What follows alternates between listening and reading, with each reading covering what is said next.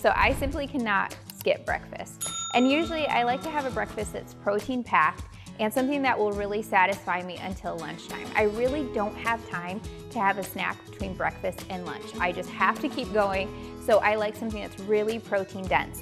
And for these whipped yogurt bowls, they have 40 grams of protein, so I can guarantee I'll feel well satisfied until lunch. For this recipe, you'll need 1.5 cups of Greek yogurt, 2 tablespoons of peanut flour, 1/2 cup of berries, 1/4 cup of granola, and 1 teaspoon sweetener of choice. So I start with just some plain Greek yogurt. Now you could have sweetened Greek yogurt. However, if you choose a sweetened Greek yogurt, make sure that you use one without added sugar. You also don't want one with a bunch of chemicals and fillers. So check that ingredient list. I like to use plain Greek yogurt with nothing added, simply because then I can control the ingredients that go in it. So I have a little bit of stevia here. Typically I use granulated sweeteners whenever I'm baking, but if I'm just adding a little bit of sweetener, I like to use the liquid because again, if I can get it open, because again, you can control how much goes in. So I just really do just a few drops, and really anywhere between a 1/2 teaspoon to a teaspoon of any kind of sweetener would be good. Honey would be good in this, maple syrup. And then I also have a little bit of vanilla extract. That's optional. Because this is plain Greek yogurt, I just like to spice it up just a little. So that's not even in the recipe, it's just something that I like to do to kind of zest it up a little bit at home. So vanilla extract, always good in yogurt. So I'm gonna mix that in first. And the reason that these are whipped Greek yogurt bowls is because we have some peanut flour.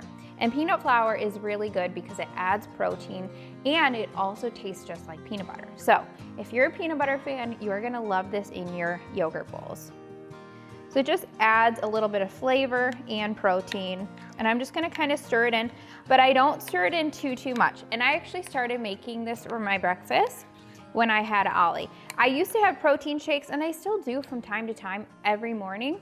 But now I eat these because honestly, it's even quicker than a protein shake. I don't have to wait for a blender or anything like that. I just literally throw things into a bowl and I'm on the go.